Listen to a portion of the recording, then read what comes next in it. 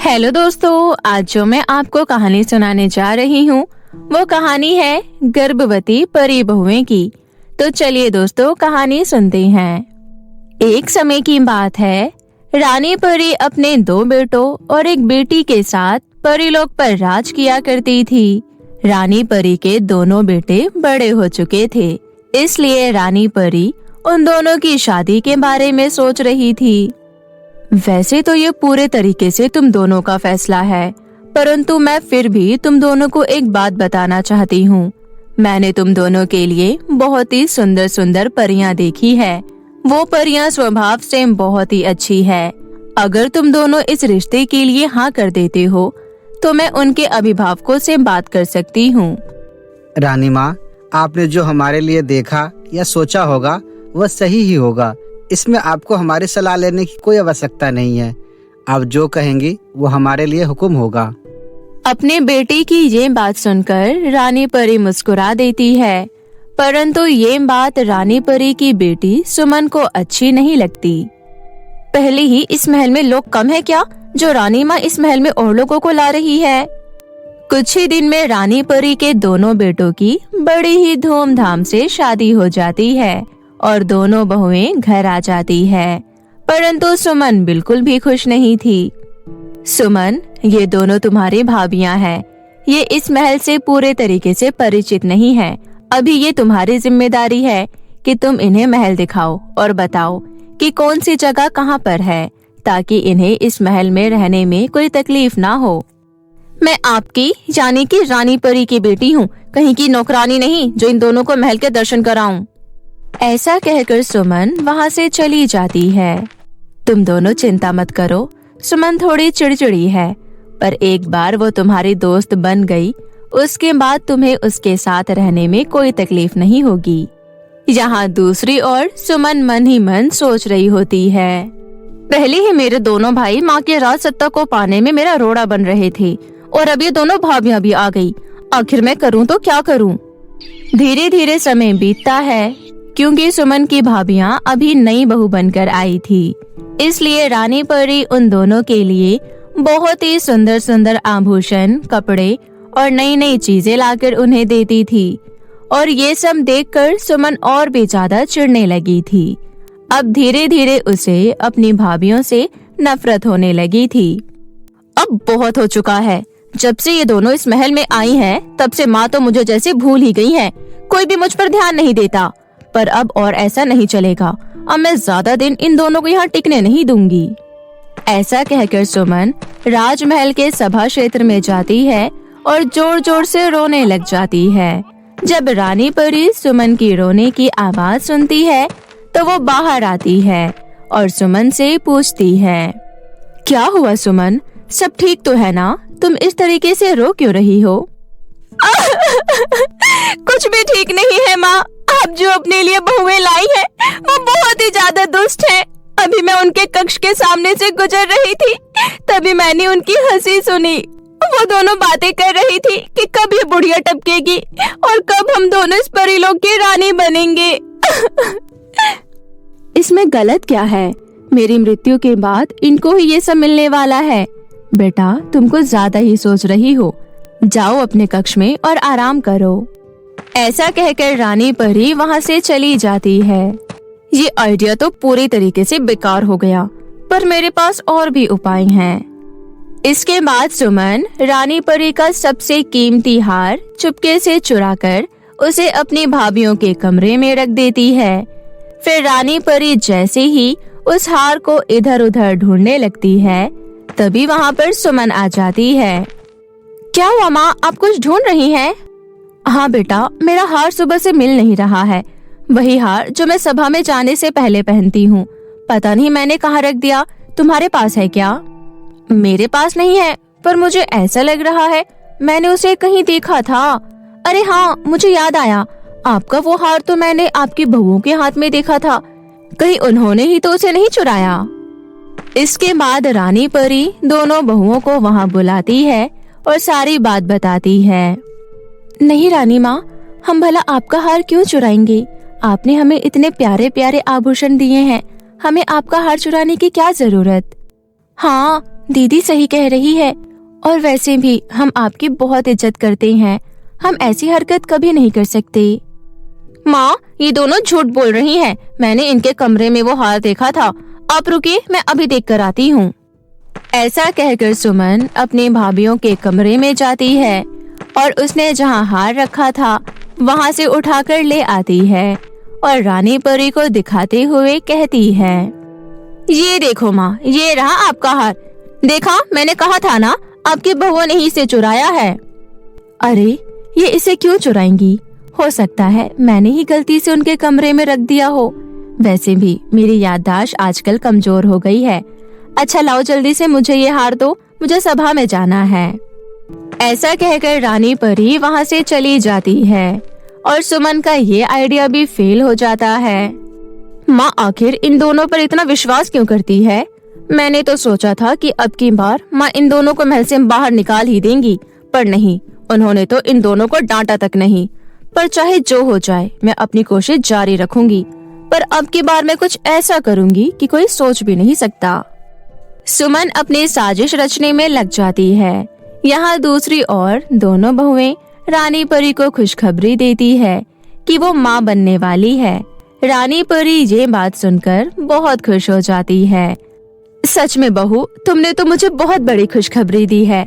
अब इस घर में छोटे छोटे बच्चों की किलकारियां गूंजेगी। सुनो बेटा, तुम दोनों अब से कोई काम नहीं करोगी। मैंने तुम्हारे कमरे के बाहर 2 दासियां तैनात कर दी है। अगर तुम्हें किसी भी चीज की जरूरत होती है तो तुम उन्हें आवाज लगा देना। अब से तुम दोनों को केवल अपना ही नहीं बल्कि 2 नन्ही जानों का भी ख्याल रखना है। सब खुश थे, परंतु जब ये बात सुमन को पता चलती है तो उसके गुस्से का ठिकाना नहीं रहता। पहले 2, फिर 4 और अब 6। आखिर कितने दावेदार मेरे इस गद्दी के सामने आएंगे? अब मुझे जल्दी करनी होगी।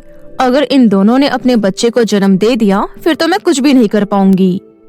ऐसा सोचकर सुमन रानी परी के पास जाती है और कहती है, माँ, आपको याद है जब आप कुछ सालों पहले धरती पर गई थी और आपकी जादुई छड़ी गायब हो गई थी, तो एक पृथ्वीवासी औरत ने आपकी बहुत मदद की थी।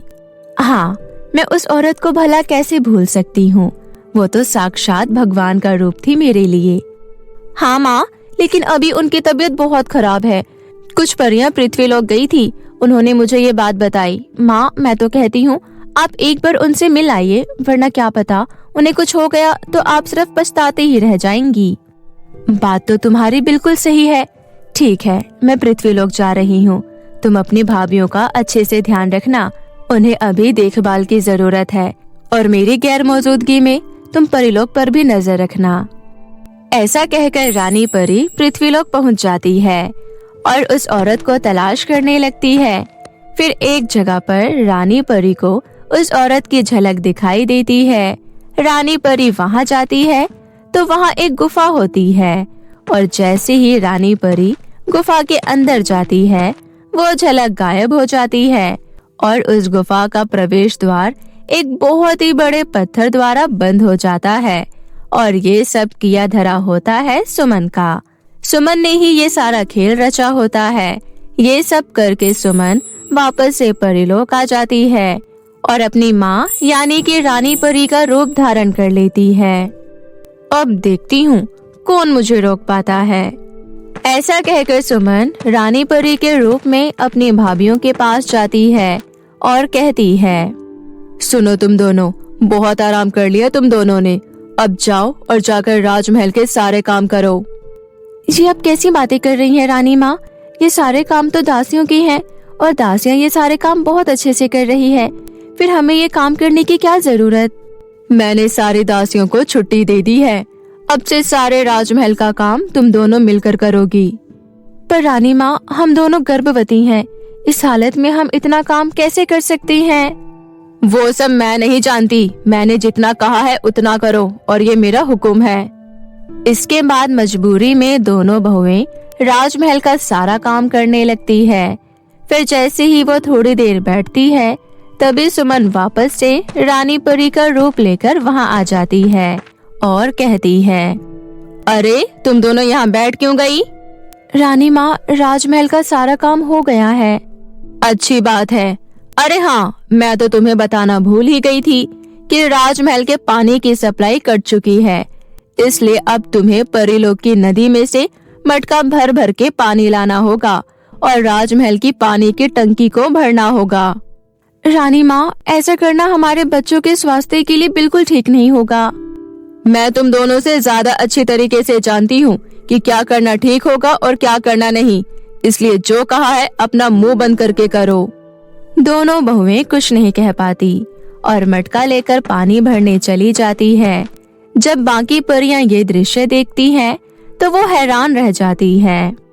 ये क्या? ये तो रानी परी की बहू है, पर ये इस हालत में नदी में से पानी लेने क्यों आई है? बात तो तुम्हारी बिल्कुल सही है, इस हालत में तो इन्हें पूर्ण आराम करना चाहिए, फिर ये इतना काम क्यों कर रही हैं? क्या हुआ है? आखिर तुम दोनों ऐसी हालत में इतना काम क्यों कर रही हो? ये सब हम अपनी मर्जी से नहीं कर रहे, ये सब रानी परी का आदेश है। रानी परी की बहू की ये बात सुनकर सभी परियां रानी परी के बारे में अपनी अपनी राय बनाने लग जाती है। यहाँ दूसरी ओर जब सुमन का अपनी भाभीयों से इतना काम कराकर भी मन नहीं भरता, तो वो एक बहुत ही घिनौना प्लान बनाती है और अपनी दोनों भाभीयों को परीलोक की एक बहुत ही ऊंची चोटी पर ले जाती है। क्या हुआ रानी माँ, आप मुझे और दीदी को यहाँ क्यों लेकर आई हैं? वो तो तुम्हें अभी पता चल जाएगा। ऐसा कहकर सुमन अपनी दोनों भाभीयों को चोटी के किनारे तक ले जाती है और फिर एकदम से उन दोनों को धक्का दे देती है। वो दोनों खुद को संभाल नहीं पाती और तेजी से नीचे गिरने लगती है। वो दोनों हवा में होती है, तभी वहाँ पर असली रानी परी आ जाती है और अपनी शक्तियों से अपनी दोनों बहुओं को बचाकर चोटी के ऊपर ले आती है। अपनी माँ को देखकर सुमन वापस अपने रूप में आ जाती है।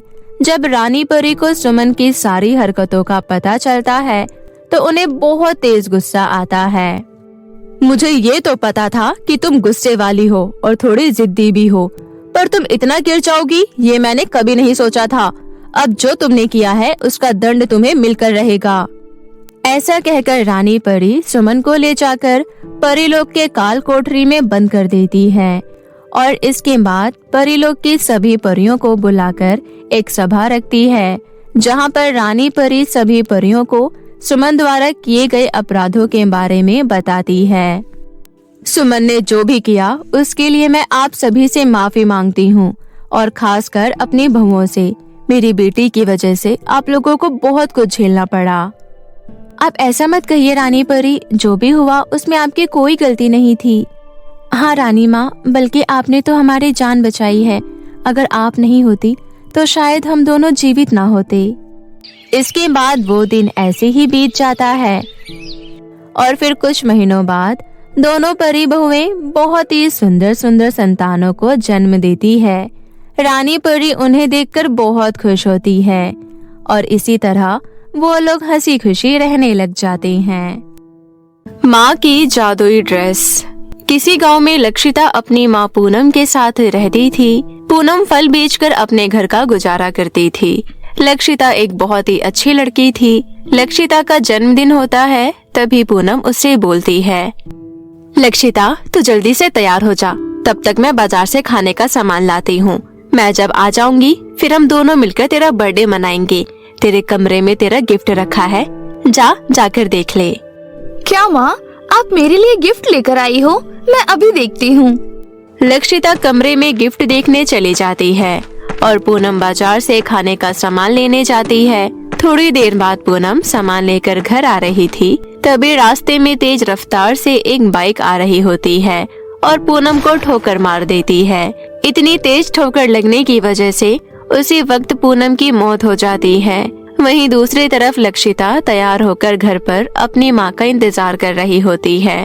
लक्षिता अपने मन में सोचती है, अरे ये माँ कहाँ रह गई हैं? मैं कब से उनका इंतजार कर रही हूँ। इतनी रात हो गई है और माँ अभी तक नहीं आई हैं। बहुत देर तक इंतजार करने के बाद लक्षिता सो जाती है। अगली सुबह गांव के कुछ लोग लक्षिता के घर आते हैं और उसे उसकी माँ की मौत के बारे में बताते हैं। ये सब जानकर लक्षिता बहुत रोती है उसी गांव में लक्षिता के मामा मामी रहते थे। लक्षिता की मामी निर्मला अपने पति मोहन से कहती है, लगता है इस कर्मचारी को हमें ही पालना होगा। भला इतनी महंगाई में इसका खर्चा कैसे उठा पाएंगे। अरे निर्मला, तुम परेशान मत हो। मेरी बहन ने मुझे बताया था कि उसने लक्षिता के लिए बहुत सारे पैसे जमा कर रखे हैं, इसलिए परेशान होने वाली कोई बात नहीं है। नहीं नहीं, मुझे विश्वास नहीं हो रहा।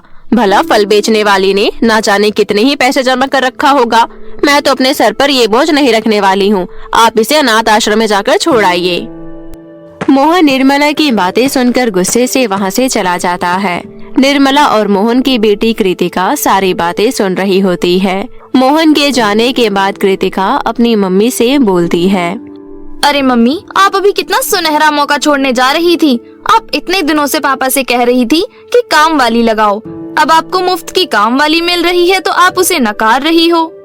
कहना क्या चाहती है तू? जरा साफ साफ बोल।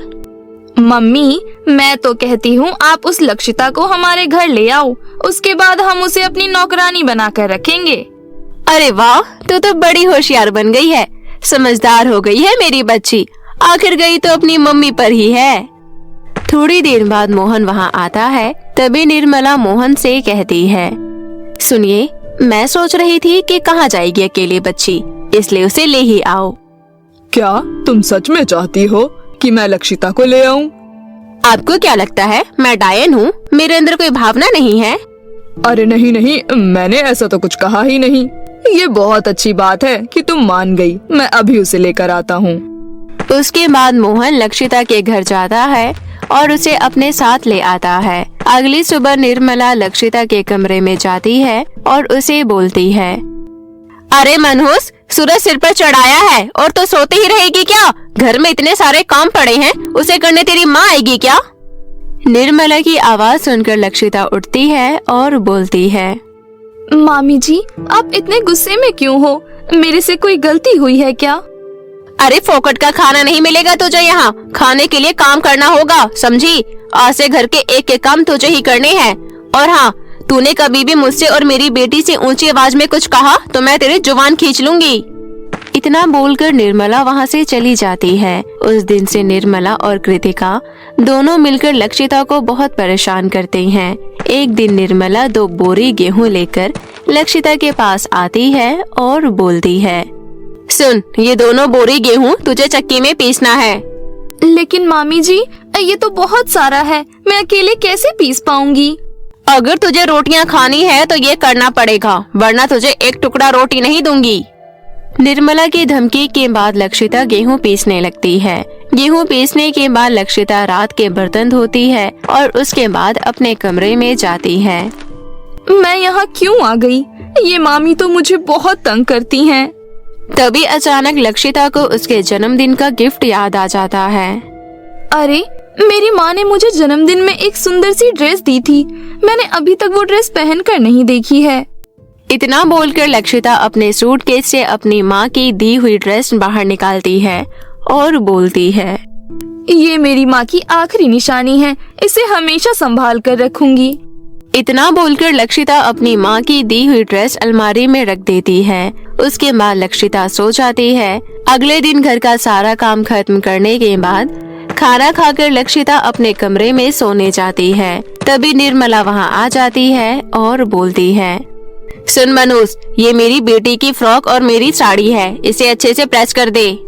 इतना बोलकर निर्मला वहाँ से चली जाती है।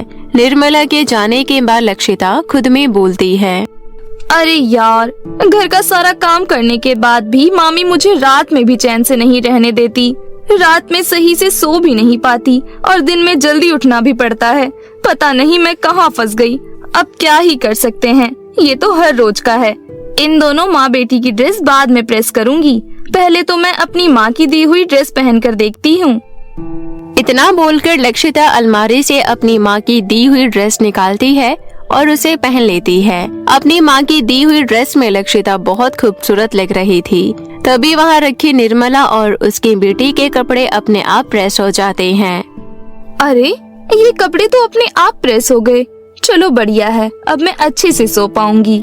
इतना बोलकर लक्षिता अपनी माँ की दी हुई ड्रेस पहनकर ही सो जाती है। अगली सुबह फिर से निर्मला उसके कमरे में आ जाती है और बोलती है, चल महारानी, अब उठ जा, घर के सारे काम तेरा इंतजार कर रहे हैं।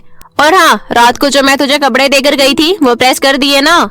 हाँ हाँ मामी जी, ये लीजिए कपड़े।